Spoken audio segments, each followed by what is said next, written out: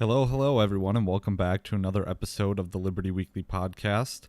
I'm your host, as always, Patrick McFarlane, and I'm appearing alone again without co-host Jerry McCullum.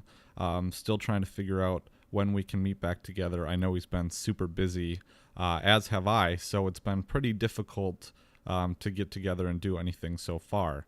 But I'm hoping that'll change, and we'll figure something out.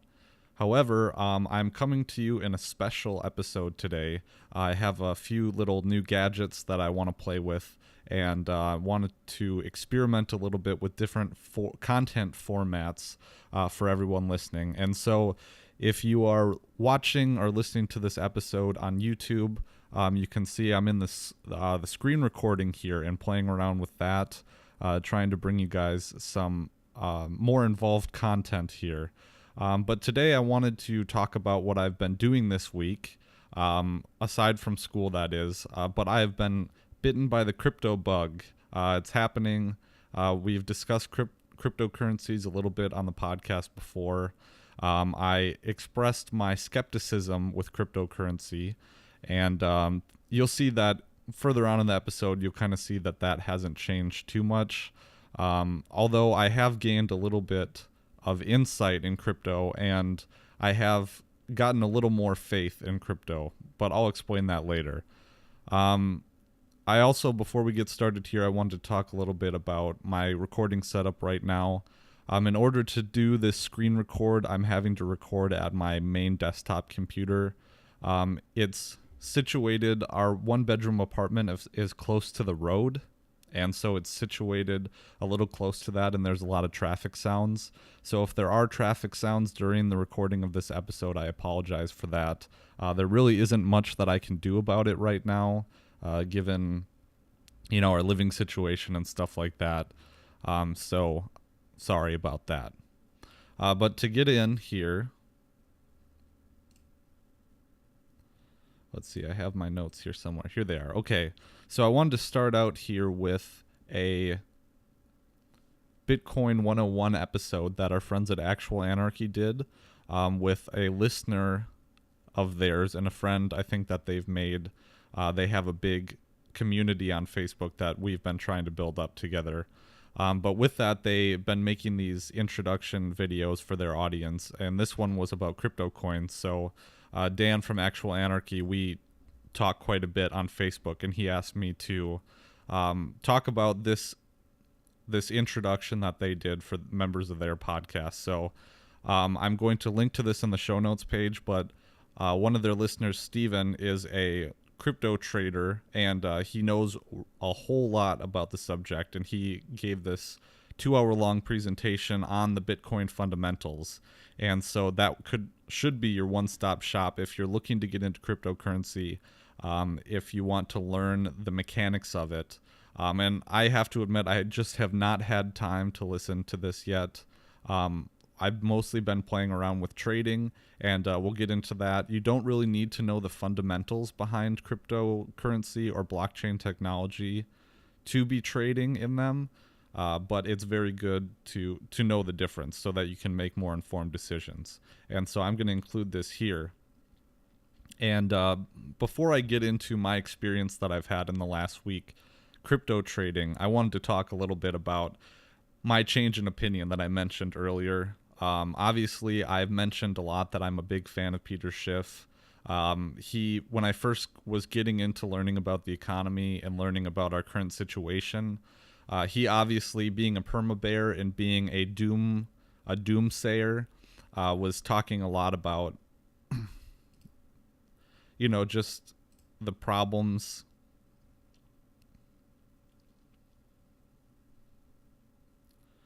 Talking a lot about our current financial situation and the problems that we're going to be facing in the future here. So I've learned a lot from him, but he is famous for hating on the cryptocurrencies and saying that Bitcoin is in a huge bubble. If we look at Bitcoin here, look at the astronomical rise that everyone obviously has been talking about. You can just see it going up and up here. And maybe this signifies a bubble. Maybe it also signifies mass adoption. when you talk about that, you kind of get into, the pros and cons of having a currency that is essentially not backed by anything tangible and physical. And that's one of the biggest problems with it. I know Peter Schiff also criticizes crypto as saying that, well, Bitcoin is not a safe haven like gold is, because there's an infinite number of cryptocurrencies. Even though the supply of Bitcoin itself is limited and it will eventually quit expanding, he's saying that there's hundreds and hundreds and hundreds of coins out there. I'm showing here the list for you watching the YouTube video of this. There's lots and lots of coins out there, and he's saying that you're not safe in any particular one because the next best thing could always come by and devalue your holding in a certain one. And I appreciate that argument a little bit. I find it kind of convincing. There is the possibility that Peter Schiff just doesn't know as much about crypto as a lot of people do, and that's quite possible too.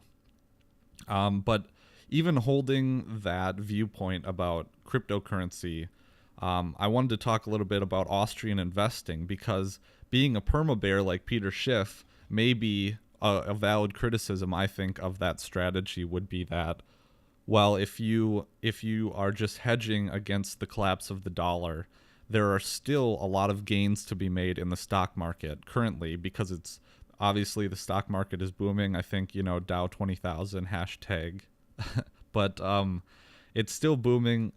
In the meantime, there's a lot of profit to be missed out on. If you are an Austrian and you are counting on the dollar's collapse, well, you can still game it or get in on the stock market gains while it's still happening, and make some gains that way. I need to preface this too by saying I am not an investor. This is not financial advice in any sense at all, but I'm just talking about my thoughts and my experiences here. So I don't have a lot of assets to play around with. I'm mostly sitting on the sideline. My main asset would be in cryptos, actually, and I'll talk about that too. But I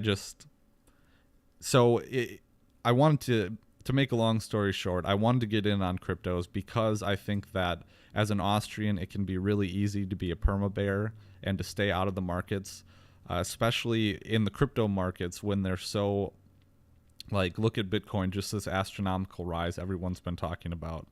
But in the crypto markets, it really is the Wild West of investing. There's a lot of volatility.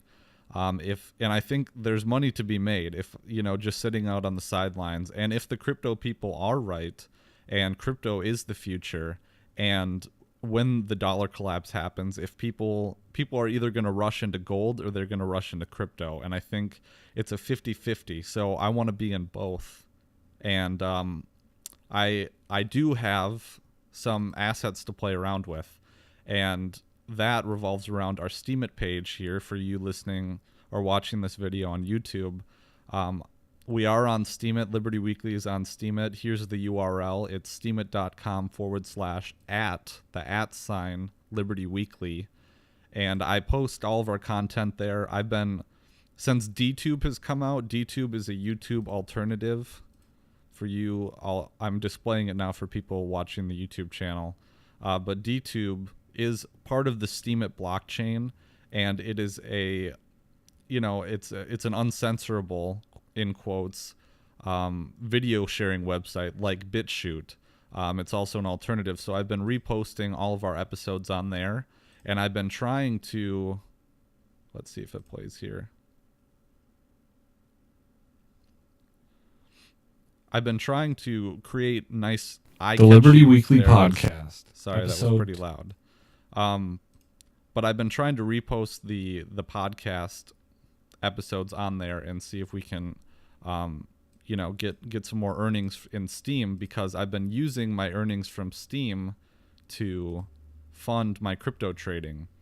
And so therefore I can justify it by saying, well, I'm just playing around with these digital assets that I made, and I'm not really putting my own money into it. So what I really want to do is I really want to speculate in crypto markets, and I want to earn at least enough money to take my beautiful wife on vacation. And so that's my goal. I'm ending my law school career here this year, and it'd be really nice, either for Christmas or for, after I take the bar, to take my wife on vacation and for us just to close that chapter of our lives.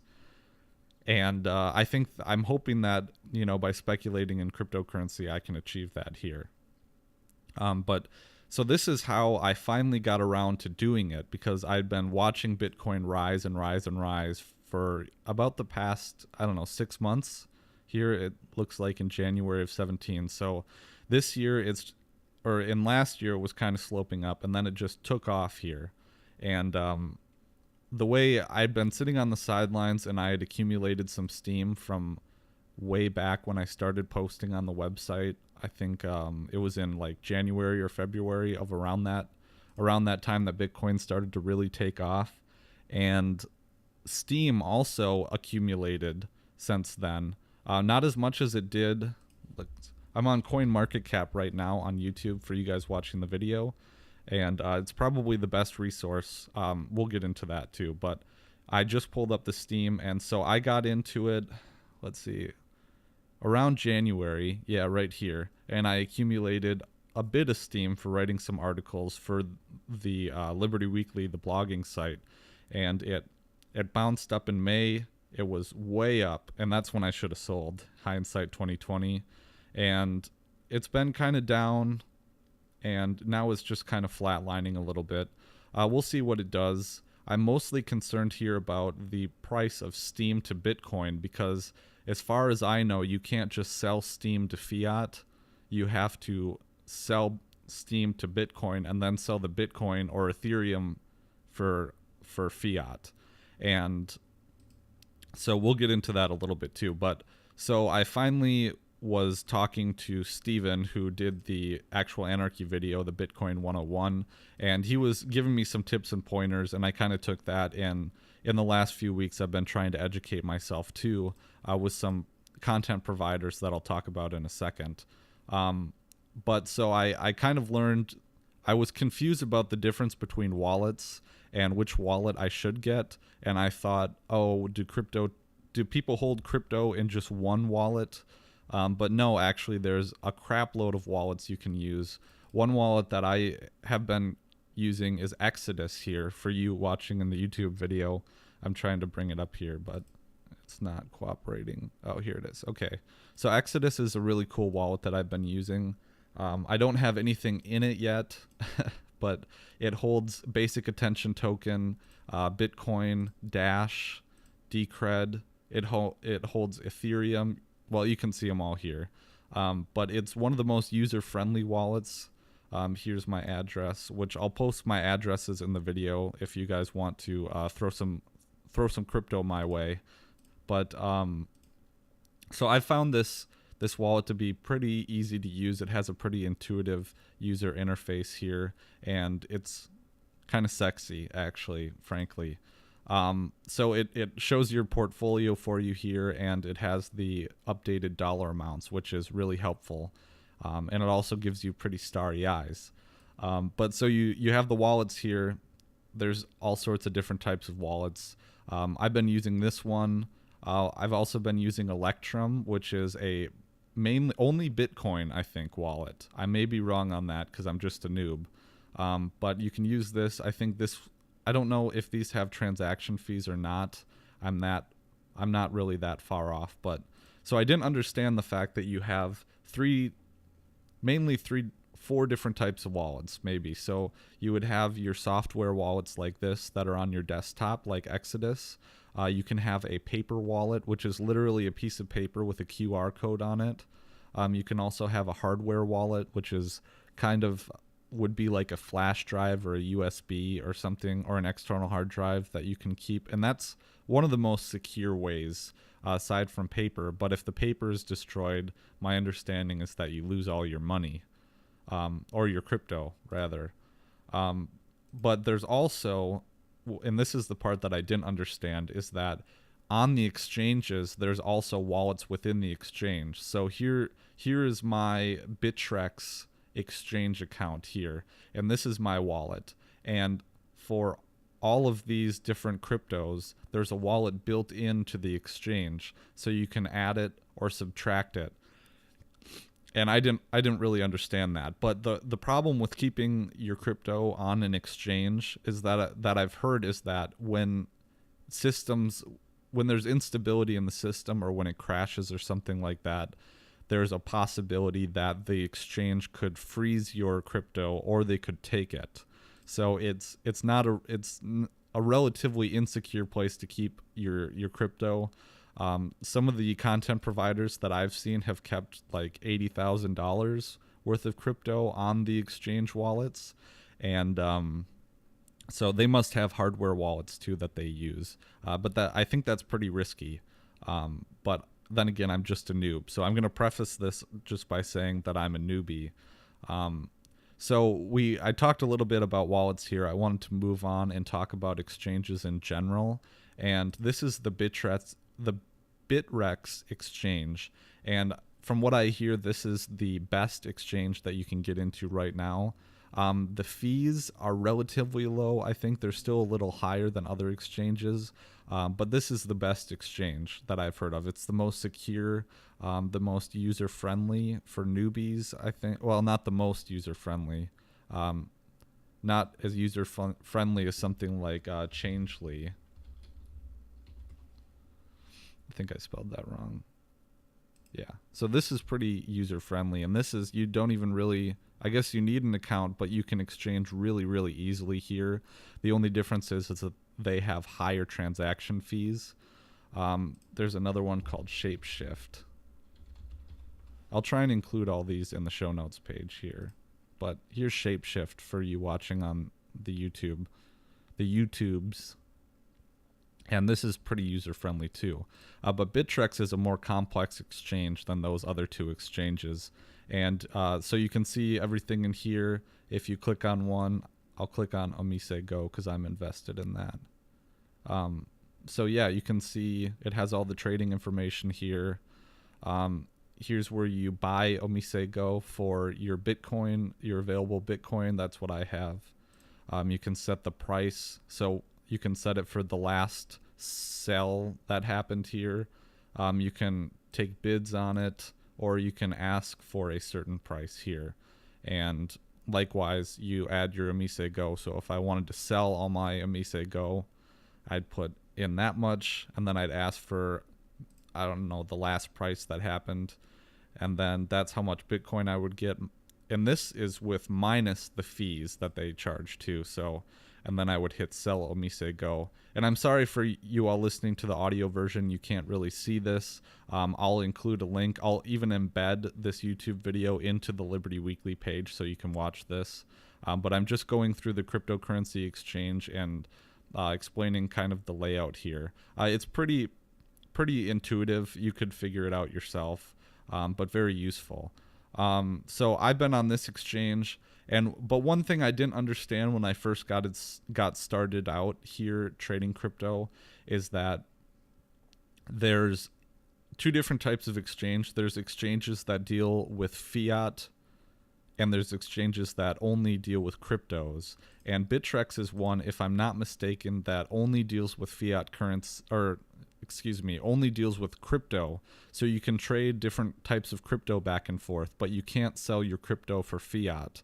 And I think that's part of how they can keep their fees so low, is because they don't have that part involved with it, the fiat part. The best exchange for Americans to trade crypto that I've heard would be Coinbase. And I'm sure a lot of people have heard about Coinbase. But it's the most secure, and it deals with fiat. So you can sell, and mainly I believe you can only sell Ethereum and Bitcoin for fiat. So they're kind of the gateway currencies. So if you want to go from fiat and buy Steem, I guess you could buy Steem for fiat directly. But if you wanted to go the other way, you would have to take Steem and sell it for Bitcoin or Ethereum, and then sell the Bitcoin and Ethereum for fiat.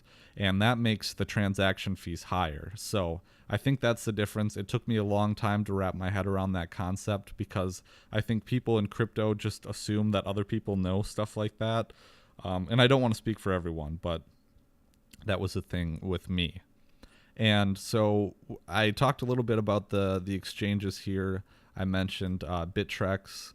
There's other exchanges like HitBTC. I think I have an account with them.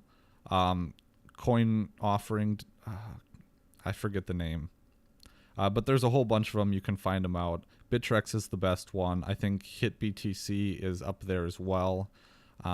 So I would do some exploring there. If you really want to get into crypto, I've been watching some content providers, and I'll always bring up content providers in my videos because, I'm one of them and I like to support my own, I guess. So box mining is one that came highly recommended by Steven, actually. He lives in Hong Kong, I believe. His name is Michael. He gives really good advice and sound research behind these different cryptos. And I think that there's a difference between crypto trading and crypto investing, because you can be a day trader in which you trade in and out of different cryptos to earn money, or you can be one that just buys in crypto and leaves it and holds it. And I think that Michael is one that he buys and holds, and he does a lot of his research behind the different currencies to determine which ones have good teams and good plans behind them and have a positive future.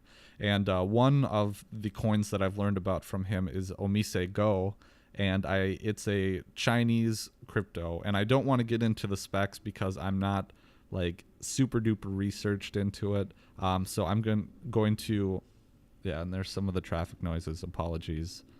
But I'm going to give the audience a link to this video where they can learn about OmiseGo. It's an up-and-comer, it's a riser, has a lot of good technology behind it from what I've heard. And I think the concept of it is to deal with migrant workers. So migrant workers will use OmiseGo. Oh, here. Well, you can read it here for those in the watching the YouTube video. But for the market is with migrant workers, so that they can easily send their money that they earn abroad back home and have it available for their families and stuff. So I think that's a pretty good innovation that this crypto can offer. But yeah, so I would highly recommend box mining. I'll include a link here in the show notes page. Also, I have been, I've been watching this guy called They Call Me Dan, and I'm a little more skeptical of him because he seems like a pumper. And in the crypto sphere, that would be someone who pumps up hype behind a currency and then sells out. So I like his videos. He does a little bit of, life coaching. He seems kind of like a bro. So I watch him with a little bit of skepticism, but he's really been pumping Ongdot Social. What he does is he invests in ICOs, which are initial coin offerings. And so he finds a really good project. He joins the project and he pumps it. But he also heavily invests in the project himself. So I'm a little skeptical of him, but he has been pumping this platform called Ongdot Social, which is a Facebook alternative. And for those watching the YouTube video, here is the website. I'm on it, Patrick McFarlane, and I created a Liberty Weekly group. But this is a beta, and I think the cool concept behind this is that as it pays you in cryptocurrency basically for creating community and posting content and stuff. It is trying to effectively change the way that social media is and create a business model by which content producers like myself can earn more crypto. I think it's relatively similar to the Steam format, or not the format, but the idea behind it. So that's pretty cool. I hope it takes off. I think the benefit of this of Ongdot.social is that you can post you manage all of your social media accounts. I think Facebook, Twitter, you name it, on the one platform. So you post on this platform and it posts to all your other stuff and you get paid crypto for it. So that's kind of cool. This is in beta right now. I hope it takes off so that I can get in on it. They had an initial coin offering, either that or they're signing up for it so you can buy in early. I've been thinking about investing, but since the coin itself, if it's even out yet, isn't even on the the Bittrex exchange makes it a little more difficult, and I don't want to mess around with that aspect of it as much. So yeah, that's Ong.social. He's also been talking a lot about No Limit Coin, which is one of the first, or the first fantasy sports cryptocurrency. And here's No Limit Coin, their market cap. But it went. One of the best things you can do is get in on it early when it's such a low price, because if the price goes up, then you earn exponentially. And so it's been fluctuating here. They launched their NFL platform, I think, a couple days ago, because the NFL season started, I think. So I was looking for it to make a big jump, but I'm glad I didn't heavily invest in it, because it looks like it's just been going down. So I didn't take his advice. He didn't say to buy in before the NFL one, but like I said, I'm skeptical. So I'm going to move on. The other one that I've been watching is High Altitude Investing. And this guy is from Utah, which is hits close to home because my wife and her family are from Utah. But so he is a chart trader, which means that he doesn't research into the technology behind these different cryptos. He trades by charts. And so he has been able to teach me a lot about, although I've seen on a different platform that I use called TradingView, it's for all trading, not just cryptos, but he posts these ideas where he analyzes different charts, and some of them have been wrong, I think, which I don't expect, traders to be 100% right, but see, he kind of missed his target here. But I don't expect traders to be 100% right all the time, but some of his ideas have been wrong. Although, despite that, this one is a little off as well. But despite that, he's been able to teach me a whole lot about the process and reading charts and trying to predict these things. And that's also been applicable when it comes to trying to read the stock market, because I've seen I read a lot of Zero Hedge, as listeners of the show should know by now, or longtime listeners of the show probably would know by now. Oops, that's not what I was looking for. Damn, come on, seriously. DuckDuckGo. I've been using DuckDuckGo for you watching the YouTube, and apologies again to people only listening to the audio. DuckDuckGo is a YouTube alternative that respects it's a Google search alternative that respects your privacy, but it is not quite yet as intuitive as Google is. But it's also because I'm trying to multitask. But they often have trading charts here, and beforehand it just didn't mean anything to me when I was reading it, but I've discovered a whole different part of Zero Hedge now that I kind of understand trading a little bit more, and chart reading a bit more, so that's been really helpful. But so I would really recommend High Altitude Investing. I've had a great experience so far in my crypto journey. So I'm looking at my outline here for the episode. This one was not scripted, but so I hope it's been all right. I was talking about my experience with wallets, Coinbase, Bittrex, day trading. Oh, so I wanted to talk about my experience trading so far. I got in the other day. So I think I explained the difference earlier between day trading and investing, and I've been doing some day trading this week. I was able to make a little money because recently in the crypto community sphere, China announced that they were banning initial coin offerings because there was a lot of scammy coins coming out. A lot of wealthy whales were getting in, and they were pumping the coin up, and then people would buy in on the euphoria, and then they would sell it and make a big profit.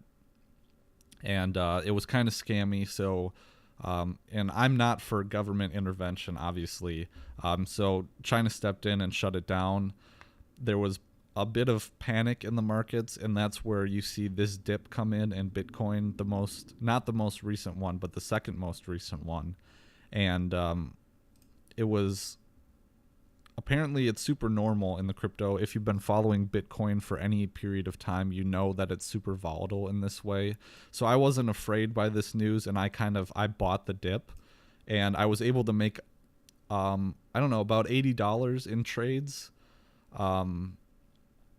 And that was a great experience. It was kind of like, wow, okay, so well, the dip has come back. There recently, the other day, was more news that from China, and it was a bit of fake news actually, that China was going to ban the crypto exchanges altogether. And this was apparently from an article that didn't have any sources or anything, but it still caused uncertainty of the markets.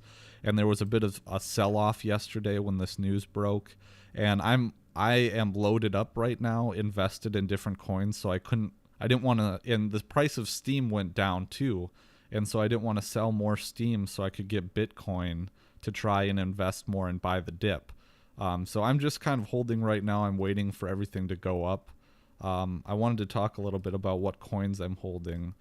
So I bought into, if it's loading here, you can see on the YouTube screen. I started off, right now I'm holding about $312 in real market in fiat value. When I was all deposited in, I had about 330, and at the max, I almost got it up to $400 that I was holding. But that went down because of yesterday's news. But I'm not panicking because I know how volatile this market is. Not too worried. But I bought into Qtum, which is a Chinese coin, and I bought in at about right here. So I'm waiting. It had a big rise, and I made a bunch of money here. I didn't take it out, but I made it virtually. And so I can see it's down here a little bit. But on the 13th, right here, apparently Qtum is announcing a new exchange or a very new feature for their crypto, and so I'm expecting the value to go up quite a bit. And let's see, we'll get the big chart here. So I'm looking at the chart for you listeners that are not watching the YouTube video. But let's see. Yeah, there we go. You can see that Qtum was a higher price in the past, or at least I believe it was. But I'm expecting it to go up. We'll see what happens. I'm fine either way. Like I said, I haven't put any of my own real money into this. Well, real, quote unquote, because fiat money is not real. It's backed by nothing. But, so there's that. I'm also invested in Basic Attention Token, which ironically is part of the Brave browser, which I also wanted to talk about. So a few weeks ago, for you watching, anyone following me on Twitter, I dumped Google, and I knew they had all my passwords to everything. They probably still do, but I took my passwords off of the Chrome browser, and I switched from Chrome to Brave. And I tried a few other ones out, and I found Brave to be the awesomest. Brave is super duper fast. It is part of the Basic Attention Token network. So it's trying to integrate this Basic Attention Token with advertisers so that, and here's their website here. They have a very sexy website. You can go to this website here. You can check out their video. Actually, I'll play it for you guys that are watching in the audio too. Let's go. Come on. I don't want to play the whole video. I'm Brendan Ike. I created JavaScript at Netscape, then founded the Mozilla project in Firefox. I'm now doing Brave as a new so this guy browser is pretty and a new involved. He's system for a big properly name valuing apparently. user attention. Brave Software is introducing an innovative solution, blockchain-based digital advertising. Online advertising was once simpler. It consisted of advertisers, publishers, and users. Digital advertising has evolved into an opaque and inefficient marketplace. Publishers, advertisers, and users are all being harmed by this system. It's hard to believe, but we're paying to be bothered by ads. Our mobile phone bill is going toward all the bandwidth spent on ads and trackers, up to $23 a month, according to the New York Times. Popular media sites we've seen have as many as 70 trackers calling out using your battery, slowing down the page load, increasing your data costs. Users are now trying to protect themselves with ad blocking. It's on over 600 million phones and desktops and rising. So we realized something needed to be done. We think the solution must involve a decentralized, transparent, digital ad exchange based on the blockchain. Brave is implementing this in stages. Our first stage is already in the Brave logo is so browser, sexy. which blocks ads and trackers, but also have a ledger system for rewarding sites based on user attention. The second phase is where we try to move toward a decentralized ad exchange, and that must involve a new kind of currency for user attention, and that's the basic attention token. The token is derived from, and therefore denominates, user attention. Attention is really just focused mental engagement on an advertisement, on great content, on whatever the user is looking at. The browser can anonymously and privately monitor your attention as you view pages in tabs, and it can do this in a way that is highly accurate and highly private. We think this is essential to avoiding fraud and malvertising problems in the current ecosystem. Publishers will receive tokens when ads are viewed. Users also get a share for their attention if they choose to receive ads. From that share, they can then donate back to publishers they wish to support. We also see publishers being paid in tokens, able to use those tokens to reward users to promote their content. And if they like, they could charge for premium content that is paid in tokens. Okay, I'm gonna cut that off here. But this is the reason why basically I still have a little bit of faith in cryptocurrency as opposed to gold. I think that gold is real money.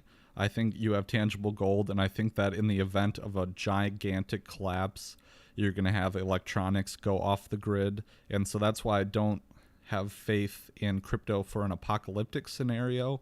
But if things play out technologically and the world is not destroyed, I don't have faith in cryptocurrency as replacing and being the new money per se, but I think that crypto is going to retain its value.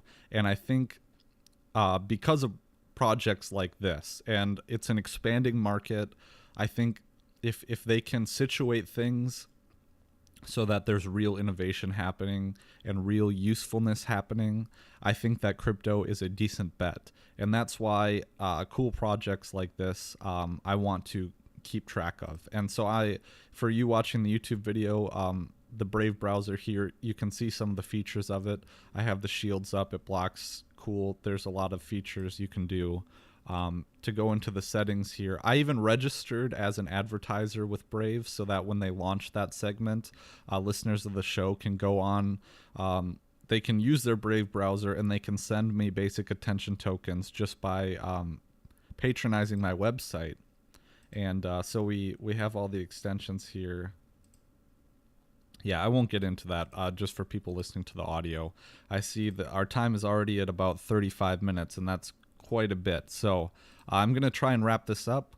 I hope that you have found my experience in crypto useful. If you're someone thinking about getting into crypto, I would definitely recommend it, although I would not recommend putting your own money into it at this point, because I'm still skeptical. But I would urge everyone to get on Steemit or check us out on Steemit. That's steemit.com/the Liberty Weekly. And you can upvote my videos at no cost to you. Give me some crypto. I can use it to speculate, hopefully grow it, and then take my wife on vacation. So help me take my wife on vacation. Just as we're going here, I wanted to plug some of the stuff that I usually plug. Sign up for our email list. You will receive our free ebooks. Just Say No to Drug Prohibition. And we have another ebook about the minimum wage out. I also give personalized content updates. Apologize for the traffic noises. I give personalized content updates and other stuff, special offers. I also have launched my Murray Rothbard t-shirt design. It's a polygon design. It's super chic. It's on a very nice style t-shirt. And I'm going to offer, I think before I release this video, I'm going to offer a coupon so that you can get $5 off of the t-shirt or something for the next week or so. I really think it's a cool t-shirt. It's a high quality t-shirt, not like ones you'd find at the Mises Institute that shrink in the wash. So check out that design. I'll include a link in the show notes page. Otherwise, you can find it at, let's see, I'll bring it up here for everyone watching the YouTube video. You can find it at teespring.com/Murray Rothbard. See, okay, and here it is. Here's the t-shirt. I did a really cool polygon design that took forever. And there's the cool greatest danger to the state is independent intellectual criticism on the back. And so I think you should check the shirt out. It's really awesome. I also have hoodies. There's different colors. You can get it in orange or mauve or magenta or whatever that is. And coffee cup too. So that's pretty cool. And otherwise, I'm going to plug our Patreon page, patreon.com/Liberty Weekly. And I posted the transcript to our last episode up there yesterday. We have 2 patrons. Shout out to our patrons. And you can get some info and access to the Liberty Weekly meme cache, which is right there, available. And for this month, until the end of this month, anyone pledging is going to be able to access the contents of the level above their pledge. So if you pledge at the marginal utility level, which is $3 a month, you will get the rewards at the next level, the Ludwig von Mises access, where you can get access to that meme cache there. So check us out, support our work at patreon.com/Liberty Weekly. And if this is your first time listening to the Liberty Weekly podcast, be sure to subscribe, rate, and review us on iTunes, Stitcher, or Google Play Music, or wherever you're finding this podcast. Especially the reviewing, leaving a review or leaving a rating really helps us out and get more exposure on our platforms. So I hope that you all enjoyed this episode. Thanks for hanging in there with my experiment with the screen share. And be sure to check out this video on YouTube. I'm really excited about this. I want to be doing this a little bit more often, and I want to get a little better at speaking off the cuff like this just by myself, because it's easier when I have Jerry with me. When I don't have Jerry with me, it takes a whole lot of time to create those transcripts and to do the research for those episodes. I'm still going to keep doing it, but I still want to be posting 2 times a week and not just 1 time a week. So I want to be able to do these off-the-cuff episodes like this and also still offer the transcript stuff. Thanks you guys. I really appreciate it. And I think this will come out on Saturday night, which is tonight. I'm looking at releasing again an episode on Thursday and then again next Sunday. But I'm also thinking about, I have my subscriber only state of the podcast episode to do for the, let's see, right here, for at the Murray Rothbard level access at $10 per month. I'm going to have 1 state of the show podcast bonus episode for those subscribers per month. And so I think I'm going to record that either today or tomorrow and release that on Patreon. So make sure you go and support us on Patreon. But with that, thank you so much. This is Patrick McFarland signing out. Thanks, everybody.